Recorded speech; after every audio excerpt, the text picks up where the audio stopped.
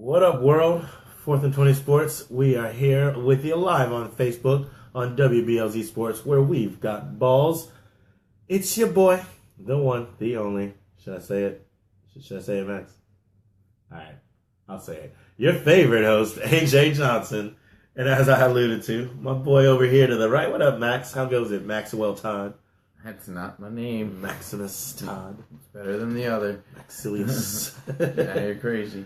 Yeah, at least you got perspective on it. How's it been, man? It's another week. This one didn't go by so short, man. I was waiting to get back to the desk, debate some sports with you, and it took a long time to get 7 days around. So I'm happy we're here. And a lot of not super important stuff happened, but a lot of kind of Yeah. I was happy to put the TV on one channel all day and it'd be like something I could actually watch, even though it wasn't like a lot was going on. It's actually how I found out we had NFL Network. Yeah. Praise be to that. Yeah, so Sling, you got me. You got our money for a while, but we fixed that. We eradicated that problem. That was lame. Sling TV, everybody. First and foremost, I like the idea. They got a decent thing going on.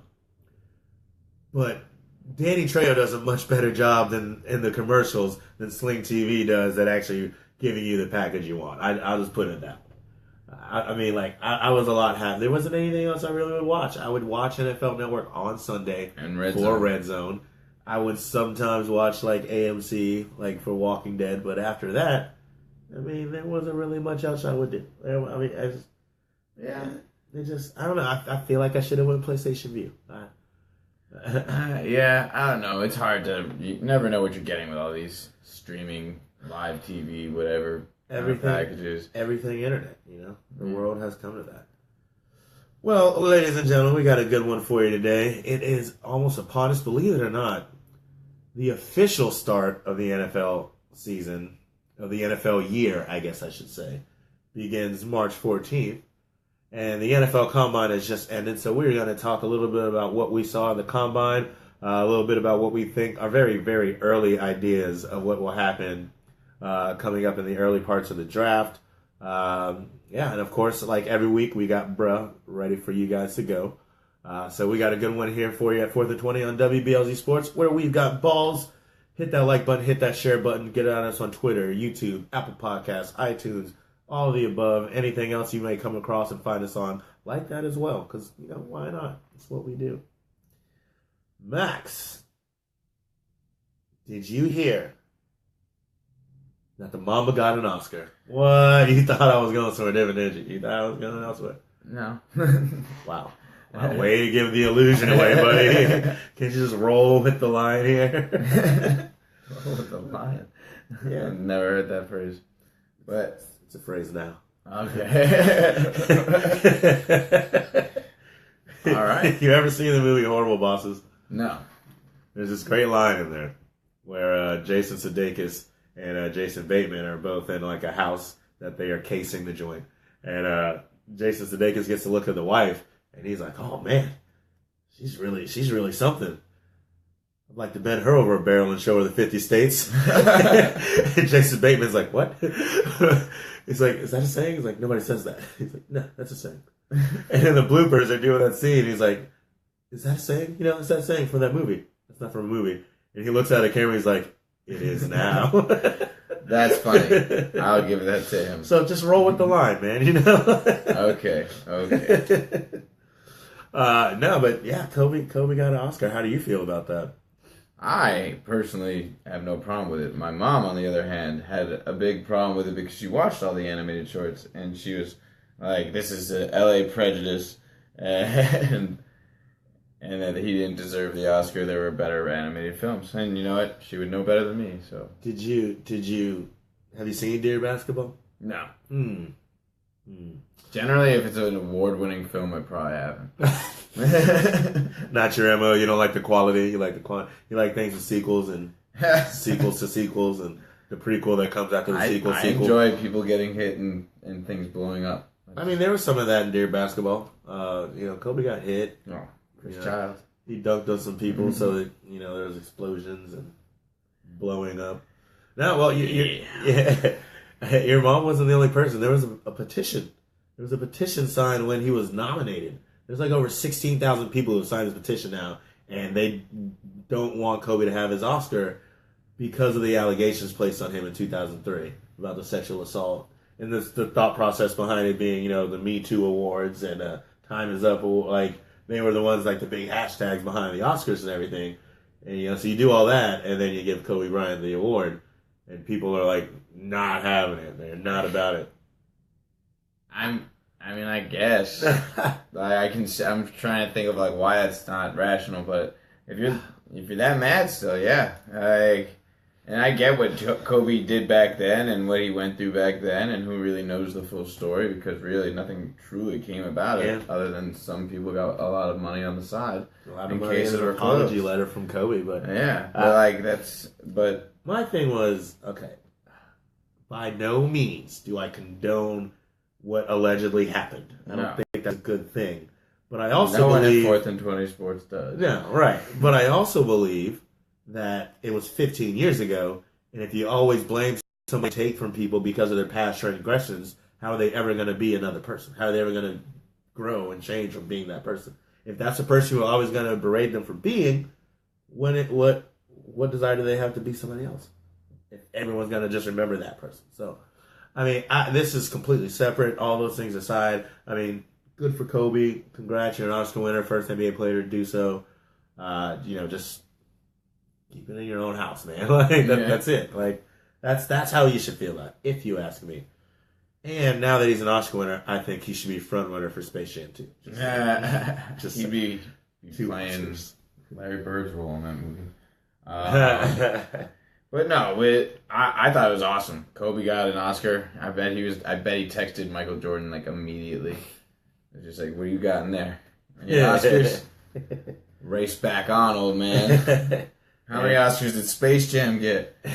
And Jordan would be like, race on. Get at me when you get your 6th ring. Oh, I see.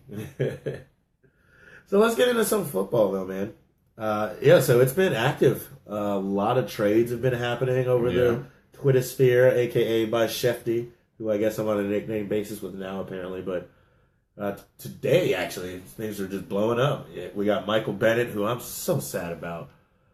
I thought Dan Quinn was really going to make the push to get his boy back, and he tried, but he didn't try. They didn't try hard enough, and now Michael Bennett's going to the Eagles with a 7th-round pick in exchange for a 5th-round pick and a wide receiver, Marcus Johnson. I don't know much about that guy except he's really, really fast. He runs like a 4.3 240. So it's more than I do. And you're getting another speedy receiver to go next to the thought process of Paul Richardson possibly leaving. So you bring in Marcus Johnson, who knows what he's going to be able to do. You put him next to Tyler Lockett and Doug Baldwin. Find a prominent tight end, and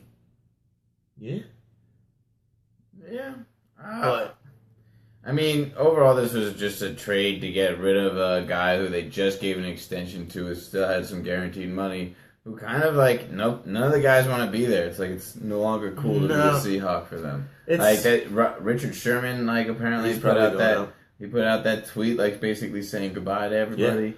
Yeah. Which is interesting because hours before that tweet, he was talking with Justina Anderson and was saying that he hadn't been told anything, so he's pretty sure he's okay.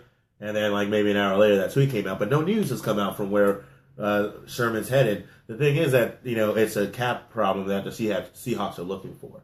It just seems like it's the experiment's done. They got their Super Bowl ring. Nothing else has came from it. They've been wavering in no man's land. And that's the craziest part about NFC dynasties. We've had the Patriots for a long time. Yeah. The Steelers have had their moments, and every Peyton Manning team did too. But when it comes to the NFC, it's oh man, those 49ers are going to be a dynasty. Oh man, those Seahawks, they're going to be a dynasty. And then they're done the next year. So wait, so then what's your thought process on where the Eagles are now? Because apparently they're going to be a dynasty. Who said that? Everybody, yeah. Because they have 21 to 22 starters returning next season on the field.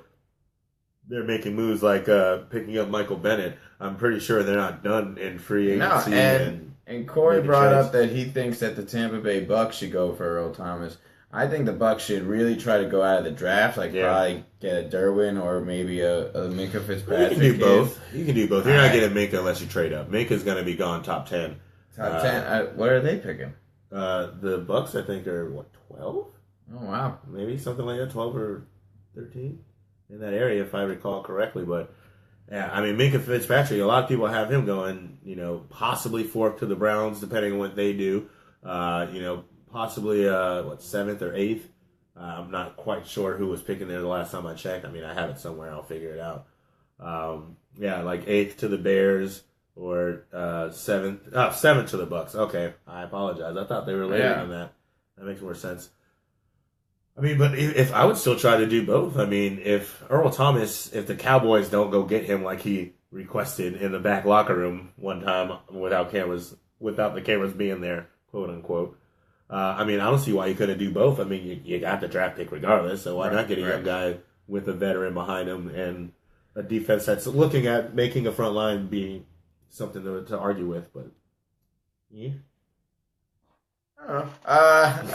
It's tough. I think that there's probably better fits. I know Earl Thomas would rather go to the Cowboys for some reason, but there are some teams that he could add a veteran kind of sturdiness to in the secondary. I don't know. I feel like Earl Thomas could be a good influence on Eli Apple. Would he ever fit in New York? No. Our safeties are going to be Landon Collins and Rogers Cromartie next year. They're moving Cromartie to safety. Wow. So it's you got to also figure who's the teams in the market willing to give up a pick. And if Michael Bennett, who's he's up in age, but he doesn't really have the crazy injury history that Earl Thomas has had of recent days. Right. And so when it comes down to it, I feel like Earl Thomas is going to be a hard one to move for any kind of value.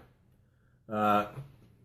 Corey Brown joining us on Facebook and messaging at us. He says Cowboys need his cornerback, not a safety. Corey, what I was alluding to was after the Seahawks played a game in Dallas last season, Earl Thomas ran to the back locker room and told Coach Garrett if they had a chance to come get him in free agency, go get him.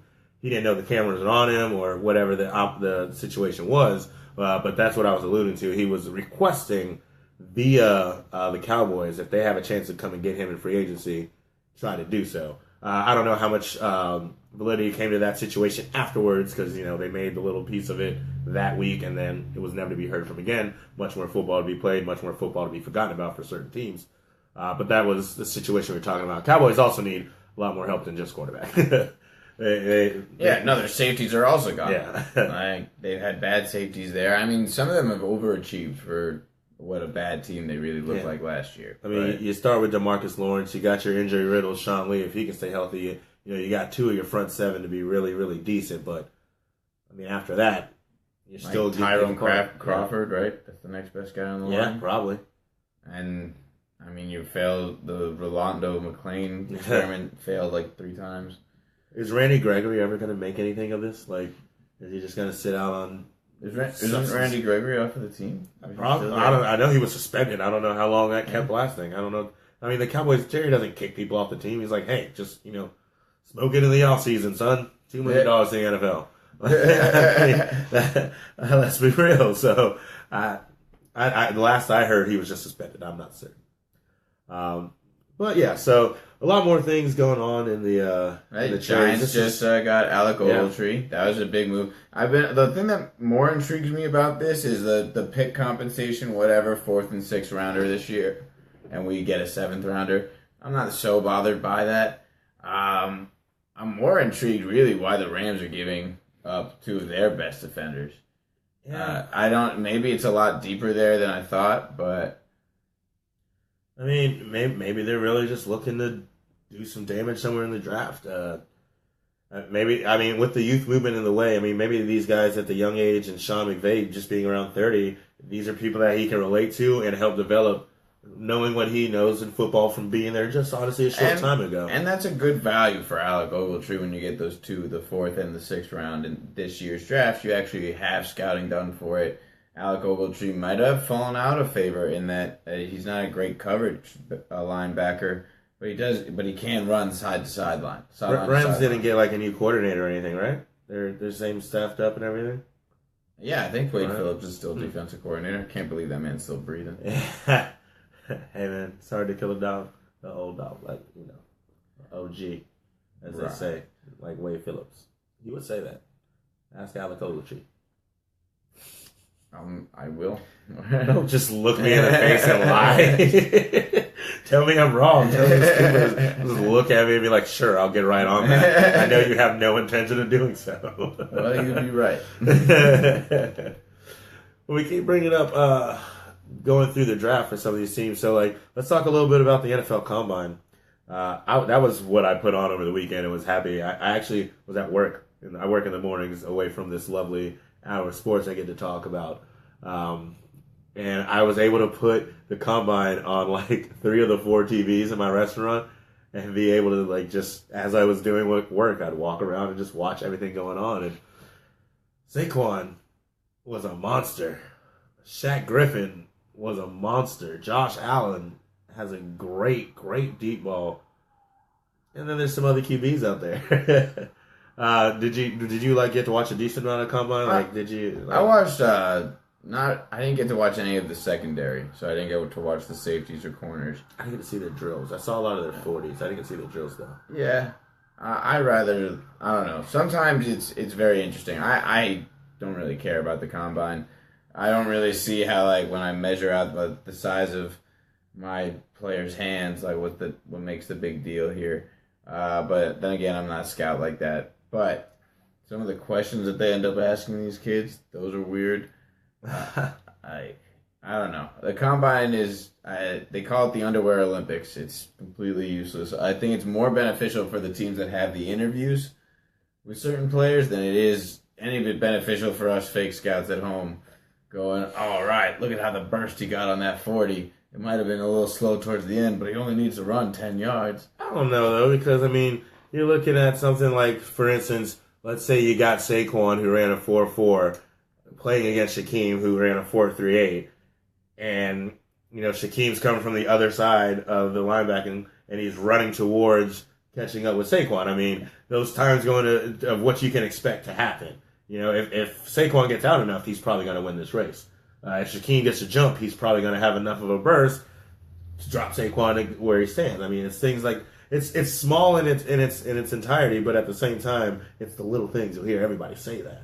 You think about wide receivers and why it's so important they jump. It was weird to me that they do the vert jump. It was weird to me that the QBs did more vert jump than they did any bench press reps. But if I have a receiver out there who put up a 44-inch vert, I'm kind of excited about that. That's my Julio. That's my red zone target. That's the guy I'm looking at. So I get it. I see what you're saying. It's not this guy ran a 4.4, so he's the best running back ever. No, that's not the thought process, though. It shouldn't be the thought process going into it. Just advanced analytics of the technology. We've just had freak athletes there before.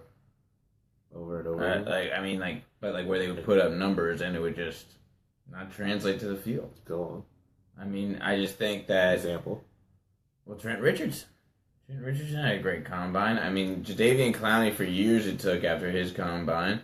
I just find it that... And some players outshine their numbers. Vernon Hargraves has been a decent corner, but his Combine was trash. Yeah. Because there are some people that are just prepared for Combine drills. Well, and that's... So my thought process a lot with the Combine, too, is it's a big part for people who don't think they're being looked at the same way that they feel they should be, and for the top guys. So, for instance, Shaquem Griffin didn't even get an initial invite to the Combine.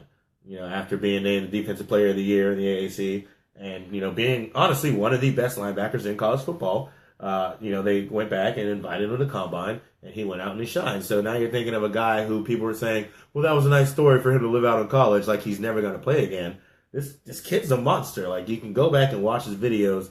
He knows the game. He plays it well. He's got a great mindset on him. People act like because he has one hand, he can't be good. He can't be great, this man, he doesn't see it. He doesn't see it as a hindrance on his life anymore. He sees it as something he's overcame and is going to be better for it. So you take a guy like that who wasn't invited to the Combine, ended up going to the Combine, putting up numbers that people weren't even ready to see. 20 bench reps at 225 with a prosthetic hand and whatever you will say. To me, great kid, hard work, well done. Not look at you doing a lot better than point me beside. I'm rambling on. Like, you take a guy like that, who people may have said went undrafted or 7th or maybe 6th round. And, I mean, people were talking about 4th round, 3rd round. Like, I wouldn't be surprised if he was like the next to last or a really late round pick in the 2nd round. And I don't think that would be a bad pick either. I think you'd get a really good player who would have to find. I mean, he would fit in really well in Jacksonville. Yeah. I think he'd be great off the edge. The thing is, I think that the best thing he is, in my opinion, is he's a third down pass rushing backer and a special teams player. I feel like he'd be great at killing the returner. But I feel like that's a great start. I definitely think he could. And he can definitely earn reps towards more. Like, I mean, and I because think he would. you look at the tape and you look at the stats in the combine, the tape shows you more than these stats. It just shows that the tape wasn't just a lie. Yeah. Because you can see someone put up these numbers at the combine and look at the tape and be like, how did that happen? But this guy performed both, because that's one of the things that he's talked about, was not having this hand has been the biggest thing that keeps him motivated to keep pushing harder and harder, because everyone thinks that he can't do something, and he's clearly proven to do it. I mean, he was a part of one of the faster 4x400 teams in Florida in high school. It's not surprising that he ran so fast, but the thing is, this has been almost a decade or maybe more since a linebacker had even run that fast. So it is really remarkable. I hope the best for the kid. Honestly, I wouldn't mind him edge rushing in our new 3-4 for New York. So I don't see. And he's got a great character. I think he would help all like all the locker room. Yeah, that's very true. He brings a lot of energy and inspiration everywhere he goes. So, did you have a quarterback that really stood out? I mean, it seems like the consensus is a lot of teams looking for a young quarterback to get started and figure out their next direction in their franchise. Any of these guys, Allen, Rosen, Mayfield, Darnold, Jackson, any of these guys really stand out for you? None of them stood out to me like, wow, look at all those throws. If anything, I would say Josh Allen overachieved from what I was set up to believe. He definitely hit his targets, and he had that crazy deep ball. Yeah. But, the 70-yard bomb doesn't matter if you don't have time to throw the ball 70 yards or a receiver down there. So Josh Allen, I'm not sure if he could make those pressured tight throws at 15 yards, because I don't need the 70-yard bomb every play, but I'm going to have a 5 to 10-yard route in every play. So I feel like those are what's really important. Yeah, and I've heard a lot of people say the problem, like, he does have a beautiful deep ball, but the problem with his deep ball is if he misses, he's going to miss big. And, that leads to interceptions and could easily lead to pick sixes in the wrong place. So that's a thought process. But he came in there and, he looked confident with it. He knew his placing. He knew his footwork was on point. He could make all the throws. Yeah, it just has to from Wyoming to NFL, are you Carson Wentz? Are you coming from North Dakota State to the NFL to shine bright like a diamond, as Rihanna would say? I feel you.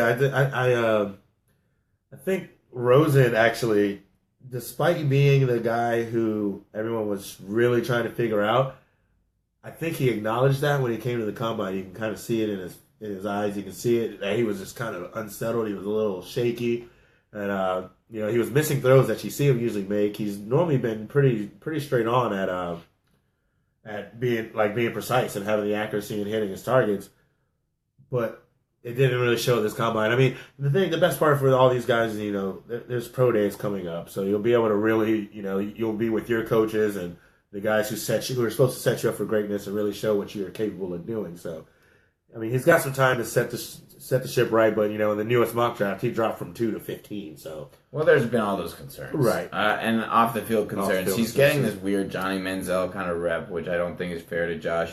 I get that he comes from where he doesn't need to play football to really feel comfortable, but this is what he loves to do. That's why he's doing it. Why does everybody want to compare every new rich kid to Johnny Manziel from college? Like Baker Mayfield got Johnny Manziel comparisons. Now Josh Rosen's getting Johnny Manziel comparisons. I don't understand. Like, do people not get Johnny Manziel was a completely different situation? Like that. I don't want to get into it. We've spoken Manziel enough. When he's in the XFL and he's relevant, we'll talk more about Johnny Manziel. Can't wait for it.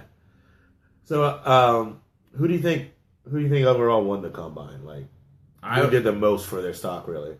Well, I think what it for the chaos of the draft, I think Saquon Barkley won this combine. Because I think he's going to be a very strong consideration for number one. And that's going to set off a whole bunch of trades that are going to have to go down because it's going to throw everyone off. Yeah. Because a lot of people are still hell-bent on the Browns taking quarterback first. It's a very interesting move, but Saquon Barkley is the best athlete in this combine. Overall. Yeah. I agree with you. I would say winning the combine, though, I would either go with Shaquem Griffin, only because, I mean, if you're talking about stock rising, and somebody who really put the NFL world on notice, I mean, he honestly could have gone from undrafted to definitely being a high 4th round, late 3rd round type pick. So I think that's huge for him, depending on what he shows at his pro day, depending on any more meetings that these guys have. Either him or Lamar Jackson. And I say that because even though he threw better than most people anticipated, he still showed his inconsistency problems. But that was something everybody knew. That's something why everybody was asking if he would try to be a wide receiver. And he said, no, I'm going to stick to my guns. I'm a quarterback. That is what I do. And with that, he came out there and he threw better than a lot thought he would. And his footwork was a lot better than it had been in college. So his feet aren't automatically set for him to just take off and run. However, they're set to try to find the pass, and now he's learning how to shift his feet if need to be run. And it wasn't something that you show because there's not a drill like that. But if you're watching the way, something in the way a QB takes his drop step and he backs up, and as he bounces, you can see the way his foot would switch places. I saw him kick out of a run one time. It was very interesting. But so I think if he has a good pro day, if he does the right things, I think he'll find a team that'll take a chance on him as a backup QB to be able to utilize him in other positions until they can either figure out if they're going to develop him as a QB or it's a business and move on from him at QB. So I would have to go with those two guys in all. Or if you really want to be funny, you can say Sam Darnold because he didn't have to throw and he's still consensus number one for a lot of people, given the fact that it's the Browns and the Browns will never let you down. True. That's just me. 4th and 20 Sports, ladies and gentlemen, we are going to take a quick break, take a little halftime ourselves, give you guys a couple messages from our sponsors here at WBLZ Sports, where we've got balls. But we're not actually going anywhere. Get the ball. Get you the ball. I need the ball. That's what you're hearing right now on WBLZ Sports. It's wonderful. I would like to take the time to thank everybody for watching, everyone out there, all those who do. Thank you for liking and sharing and getting the YouTube and liking the Apple Podcasts and the iTunes and the Facebook and the Twitter and the doing it again and then sharing it with your friends and telling them all about us and listening to us here at WBLZ Sports. We are looking for March 13th to be the day where we can respond to everything Corey has said and everything everybody else wants to ask about. We're going to come to you guys with a live hour, hang out, and have some fun. But until then, we will be doing our hour, talk about what we talk about, and trying to give you guys some insight on life. Other than that, I'm ready when you're ready. Let's do it.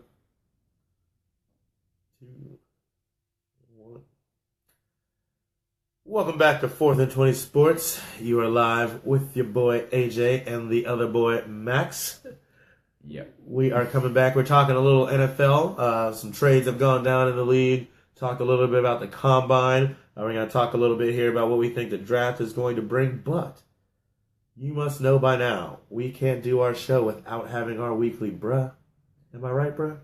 Bruh. So for those of you who don't know what bruh is that moment where we step back and we think about all the things that happen in the sports world or just in the world in general. And it makes you sit back and go, did that really just happen? Bruh. No. Okay.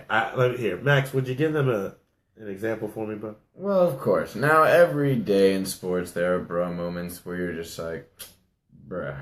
And then you have to make sure that someone got a video of it because it is so ridiculous.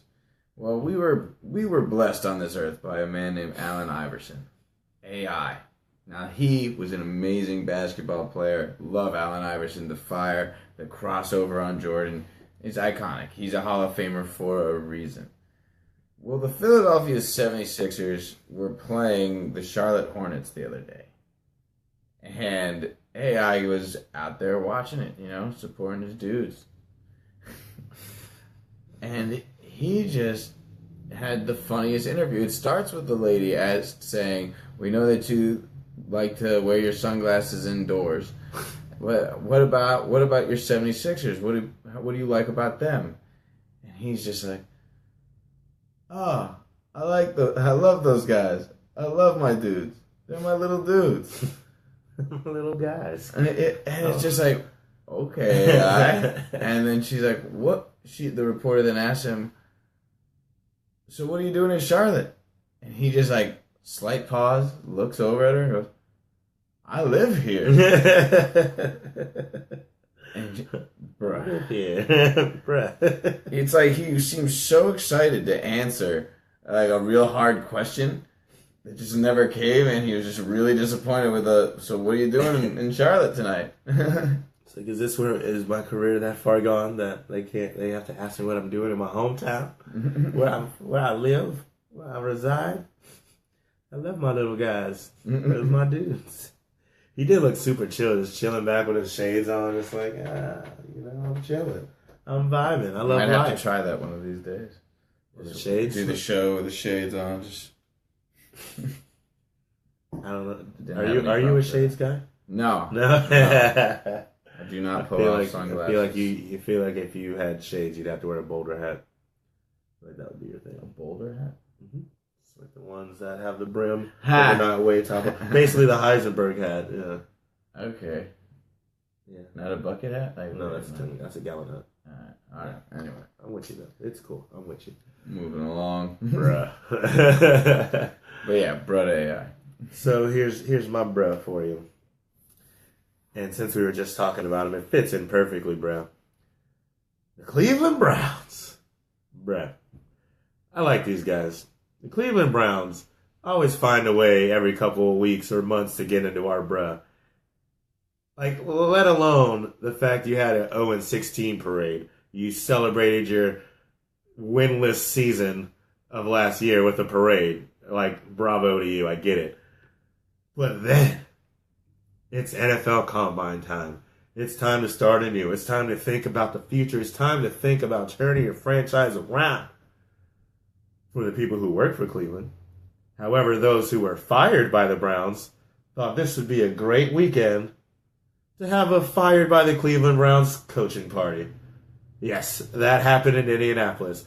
Former coordinators and former coaches of the Cleveland Browns went to a bar to get together, have some dinner, celebrate no longer working for Cleveland and where they've come this part of life. Here's the kicker.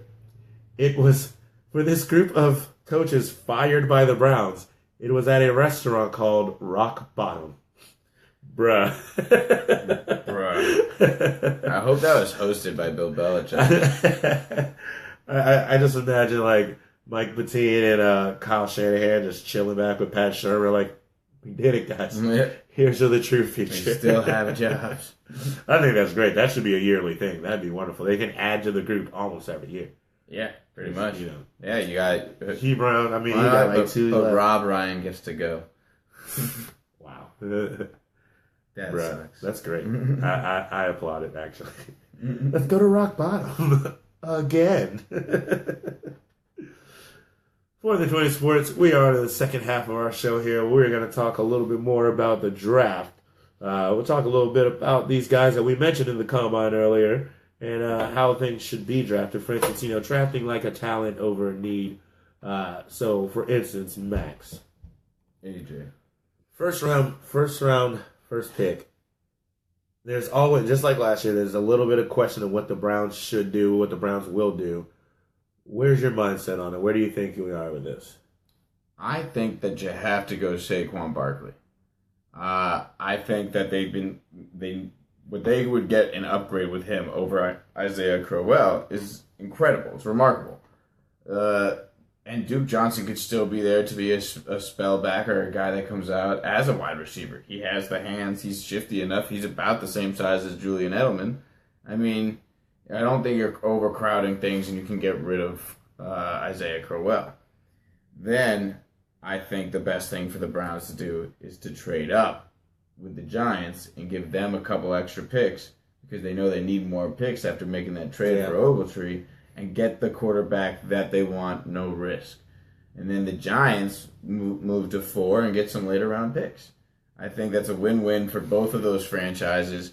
I just don't find personally that these quarterbacks are deserving of being the top pick. And what Saquon Barkley does, it's reminiscent of what Bo Jackson's power, just running on the field is like. Not, he's far from it, obviously, because Bo Jackson. But Saquon Barkley is an amazing talent, and I feel that if you pass him up, he's not available after that one moment. But you know what? There are 4 quarterbacks that you're not sold on, but you know what you're getting with Saquon. I mean, I don't even really think you have to trade. I mean, I get the whole thought process of if you think that's your guy, go get him. But like you say, you don't think these quarterbacks are really a prospect or such far in advance. I don't think they're that far apart. So, for instance, if Sam Darnold's your guy, first off, I don't think that the Giants want Sam Darnold one way or another. Whether it be they trade up or trade down or whatever it is, I don't think they want Sam Darnold. The Colts at 3 are sitting right there with the thought process that Andrew Luck will be back next season and will be their guy, as he should be if he's healthy, of course. So you don't have to worry about that. And now you're back at 4. If Sam Darnold somehow is the guy gone at 2, are you telling me you don't think you can make it work with a Josh Allen, with a Josh Rosen, with a Baker Mayfield? But you're saying that as if Kirk Cousins is already going to the Jets and the Jets aren't going to trade for it. Or that the Cardinals aren't. Well, yes, this is all barring the fact that these guys. This is draft as is. I'm not. Obviously, we don't know what's going to come of the free agency period. If that was the case, that I would obviously have a completely different thought process on that. Right. But tell me that doesn't make sense. Like, this is exactly how the Bears got tricked into going number 2 last year. I believe that the Giants will trade with one of those teams for more picks if they can get them, because I think their main goal is the Nelson kid out of Notre Dame. Quentin Nelson, the guard. Because do they leave Saquon if it's not taken at 1 and get that guy? Oh no! If Saquon's there at 2, they take him. Because he'd be crazy. Ridiculous not to. I mean, he has the capability of fighting through bad lines. How are we always here with the Browns? How are we always sitting here like they are probably going to scoff this up to the point where the draft will just go a completely different direction? This is definitely at this point when it comes to Saquon, you draft talent over need. Like you're not. Yes, you need a QB, but you have the fortunate events of picking 1st and 4th. Like I definitely think you go talent 1 and you go need 4. There's not 2 of these 3 to 4 QBs coming off the bench or coming off the board within 2 picks. Patience is a virtue here. I mean, exactly. Welcome to the show, TC. But I just find it hard to believe that teams as desperate as the Cardinals and as desperate as the Jets aren't going to try and make a move. I mean, be patient and deal with it. But then why even draft a quarterback there then? Because you clearly had no faith in the quarterback. No, because here's why not wait and get Mason Rudolph? Why not try and make play Case Keenum? With the Browns. It has shown in the past when they do that. I mean, when they go that far back, when they try to be the lucky guys that find a quick QB in the 3rd round, late 2nd round, that it ends up not being the guy. Very much like, I don't even know his name right now, but the kid from last year from Notre Dame.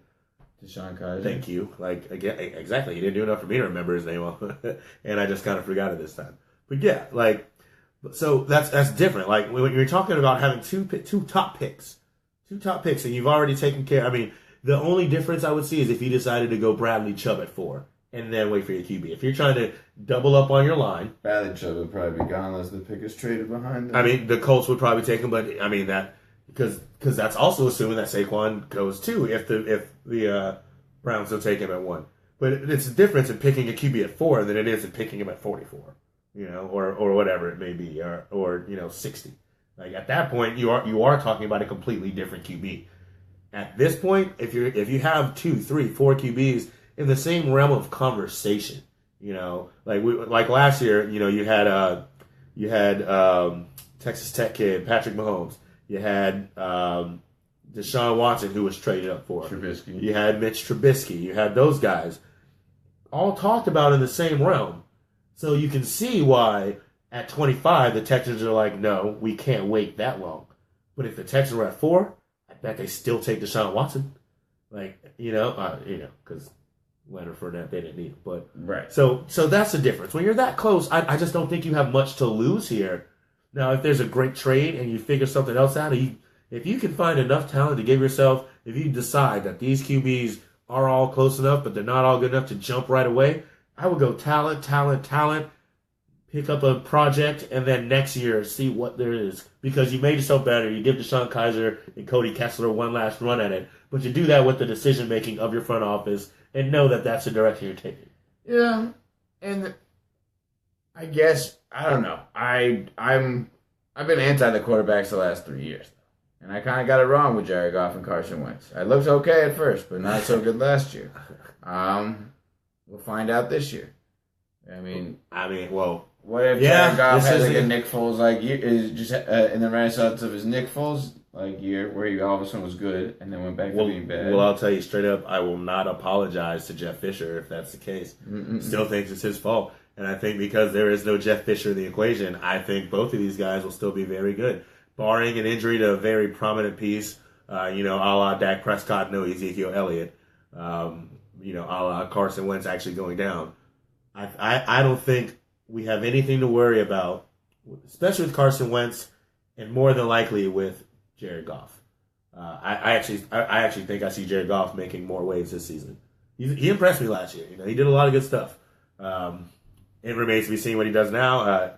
See what pieces they bring in there for him on the offensive side of the ball again as far as another wide receiver goes. Not saying that Sammy Watkins is a big deal for him to lose because we saw what happened with that experiment on the field. They're also losing Tavon Austin, which again, he was there, but he wasn't really a big piece. So, just depending what he has around him and what McVay wants to do with this offense, I think they both have a really good showing this upcoming season, their third year. So, we have to see how he recovers from the ACL injury in Carson Wentz.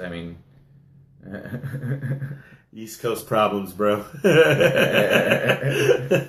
We wish. But it's going to be tough for Carson Wentz. We not all the time have seen. How many quarterbacks have we seen successfully come back from that? We're still in the works to see what Teddy looks like. We're still in the works to see Deshaun. We're still in the looks to see. All right, well, the difference here is I watch this man do that to his leg and then stay in the game for 4 more snaps, complete 3 passes and a touchdown. I get that he's remarkable, but that was that was with all the adrenaline in his body. He was he's a decent runner, but it's not what he will rely on for his game. So, and the other part too is if they don't end up trading Nick Foles. We are prepared to know that Carson Wentz won't be back week 1. Right. So if you have a Nick Foles, if Nick Foles is playing like he played at the end of this season to start the season, you don't rush the injury. You get him back on a schedule. You get him back when, the games are lighting up and games are starting to matter. Now, if Nick Foles goes out there and has a Nick Foles type regression year, hey, Carson, we may have to push you a little bit. And I guarantee he'd be down for that because that's the type of player and type of Rough Rider that Carson Wentz can and will be. He's a strong kid. He's ready to go. But I think coming off a Super Bowl champion, off a Super Bowl win, Super Bowl campaign, knowing what Doug Peterson has in store for the offense, knowing the way that playbook works, knowing how easy it is for a Carson Wentz or a Nick Foles to sit in that pocket and make the plays just by reading the defense because of how well it's set up, I don't think there's a panic mode, which makes it a little bit easier for him to come back in and have success and no need to rush. Now, if they trade Nick Foles, there maybe could be a completely different conversation, or like we should expect the Eagles know more about it than the public outside. Fair. Right. Kill it. We got an AJ show today, everybody. Figured I'd give you one once in a while. Yeah, it only took you 47 episodes. Hey, that's a good ratio for you. Before the year. I'm proud of you. Look at you. All right, so we talked a little bit about the combine, these players going through. We talked a little bit about the QB. We talked about the first pick. Let's think about top 5 here. So you got the Browns at 1. You got the Giants at 2. The Colts at 3. You got the Browns again at 4. And you got the Broncos at 5. You want to do what they should do or what you think they will do at their respective spots in the draft? All right. Well, what do you think the Browns should do at number 1? I think they should take Saquon at number 1. What will they do?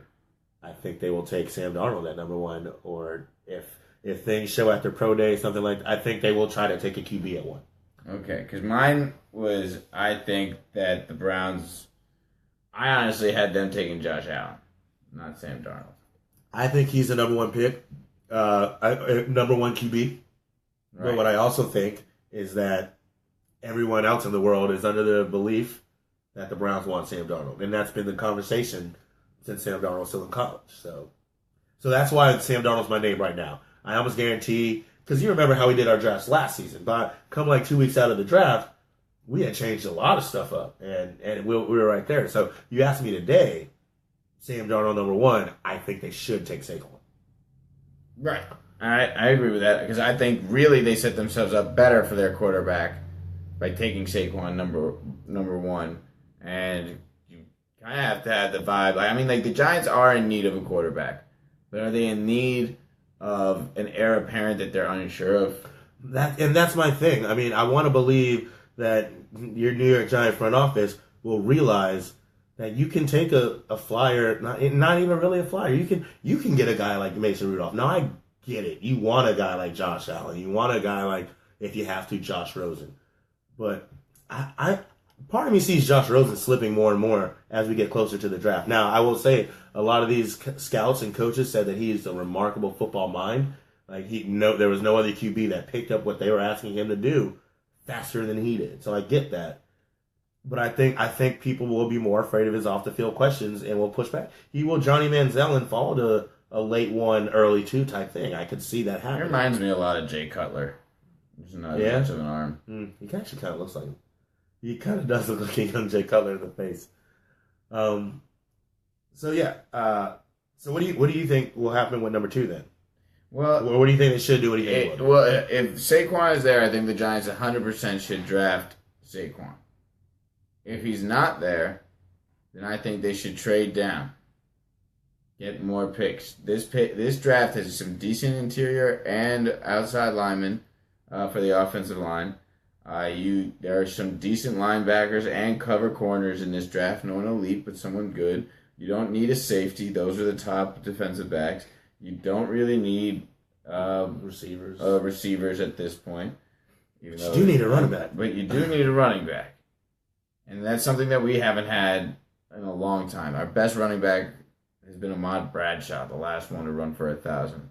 Wayne Gallman looks good, but are you telling me you'd rather him over Saquon? No. And tell me the play action wouldn't be a threat now.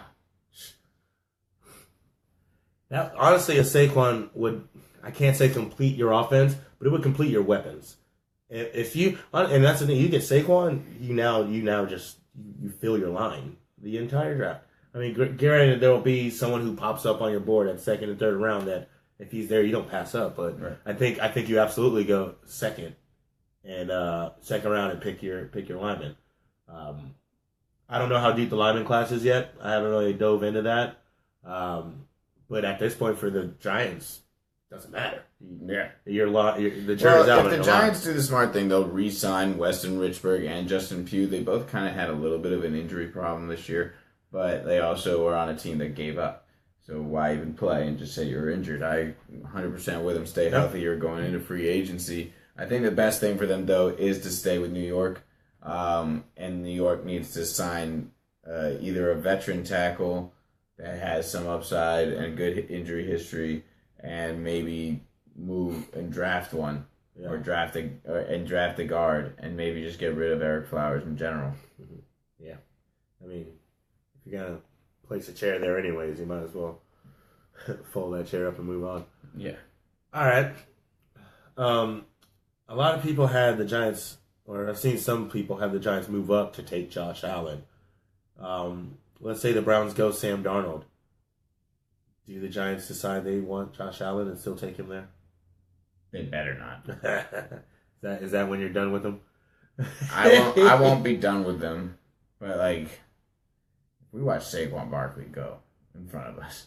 Because he won't pass 3. Yeah. If Saquon's at 3, the Gold State. Because they just let Frank Gore go. And I mean,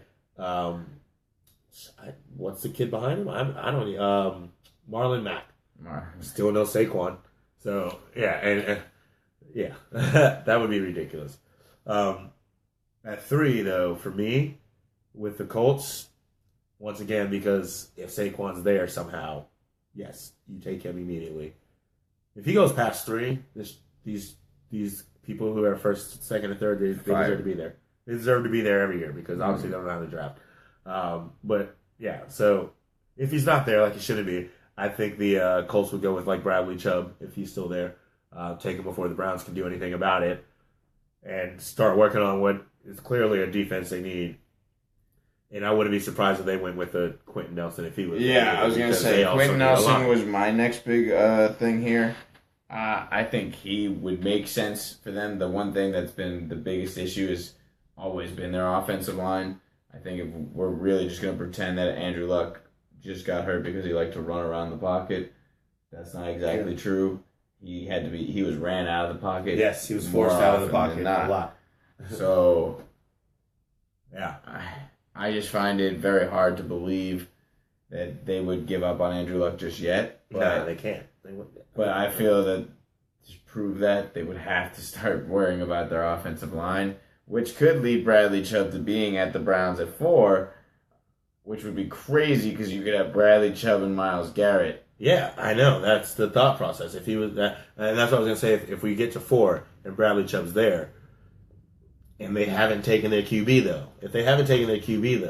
I see them going QB. I really do because we know they want a QB for whatever reason. The Browns are the one team that if they don't see it in the first year, they want to move on though. They think they believe and know that that's not the guy. And granted, a lot of the times you can see it, but guys are still young. Let them develop a little bit. But you're already on 16. Your QB is not changing that next season. Like you got more problems than just Baker Mayfield being the one guy who can change it around. So. Yeah, wow. Yeah. What a comment. That would have been a bra right there.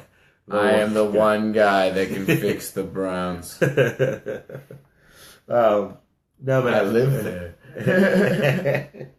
At 4, I would say the Browns, if Saquon's already on their team, if Saquon's already gone, this is where you need to get your QB. Get your Sam Darnold. If Sam Darnold's gone, don't freak out. Get Josh Allen. Don't get Josh Rosen. He's not for you.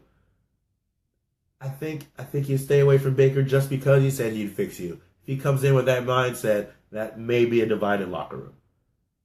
But this may be where you get your QB. If you don't go for a QB. Unless there's a really good one sitting there at your second round pick. Or unless you trade up and get one in the top 20, top 25. Those are the only ways you get a QB. You get him at 1, which you shouldn't do because Saquon's there. You get him at 4, which you should probably look at doing because you're so close. Or you have to trade up and get him later in the first, early in the second. Or go get Mika. I don't know.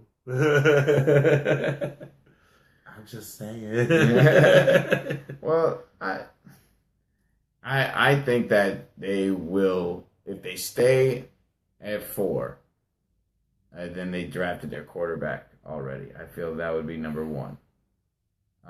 I think that they would try their hardest to trade up to 2, and I think the Giants would be shifty with them and be like, hey man, I got the Cardinals, the Jets, and the Broncos on the phone right now. They're all offering me their first round pick and some picks, so what you got? You want? Because they said the quarterback that you were talking to me about. Yeah, you know that guy. I feel like I could see that finessing. I mean, the team that forgot to send the paperwork after they got a trade approved. So same people, Fired. right? Fired. So I don't know. I think it's interesting, but I would say that if Chubb is there, you got to take Chubb. But yeah, if they haven't taken their quarterback with 1, they're not staying at 4. They're moving up. Okay. That's a fair thought process. There will be some trades in the early rounds. I just haven't been able to pick them out yet. All right, last I mean, time. and the Broncos are real Yeah. sneaky to trade for that Giants pick. If Saquon's gone already and the Broncos have a lot, I mean, I wouldn't be that surprised at all. No, I wouldn't either. What's funny is at 5, the Broncos, for me, I see them either going after a lineman or, as they've said, they want to get their young QB if they can't find him in free agency. And it's early, it's low, it's an early pick, but I like Baker Mayfield here. And here's the thing. Here's my issue with him going there. He reminds me a lot of Tebow. Like, he's a commodity. He's better than Tebow as far as, throwing mechanics and playing the game as a QB. He's better than Tebow, but he's a winner. Like, that's what Baker Mayfield likes to do. He likes to win. And that's the mentality that they have in Denver, especially with that defense that they have with the Von Miller and the Darius Stewart and, possibly Akeem Talib. So I feel like he would be a good fit there. He can do some things in and out of the pocket. He's very, very accurate. So hitting a Demaryius, hitting an Emmanuel Sanders would not be a problem for him. He would love the tight end in AJ Derby for sure. Yeah. So it would be. I could be definitely reaching here, but I think it'd be a great fit. I mean, and honestly, he can jump and jump. He would be the decision between him or Josh Rosen, basically. It's like, which guy do you want? And if it's me, I go Baker Mayfield. All right. If it's me. I don't blame you for that. Cool. Glad to hear that. You've been nice today. Yeah. Are you going to ask me for a favor later? Probably. You need something? That's fair. Do you have a pick at 5 or At 5? for the Broncos? For the Broncos, that's tough because I mean they would be missed if they didn't get Quentin Nelson. I think he's really going to be helpful for any quarterback that they have back there. Yeah. There aren't really a lot of other linemen that stand out to you. Not yet. I mean, there's another guy from Notre Dame whose name I cannot remember right now, but he's Matt Ryan's cousin. Really? Yeah. The Notre Dame guy? Yeah. Well, alrighty then. Yes, I'm a Falcons fan, but that doesn't mean I know all of their extended family. I just want to point that out. All right, ladies and gentlemen. Well, that is all the time we have for today. Thank you guys for tuning in with us here on 4th and 20 Sports. Next week, it is bracketology. We will probably have our brackets ready for you. Talk a little bit about that. Talk a little about the tournament. I certainly hope we will. Yeah, right. It's been a long season, put it that way. We're going to jump into a little bit next week. I'll probably talk a little bit more about the draft and some of the things coming up. Or we'll also probably talk about some NBA. Who knows? Depends on what the week brings to us. But other than that, thank you guys so much. We appreciate you day in and day out. I've been your boy, AJ. I'm Max. Peace.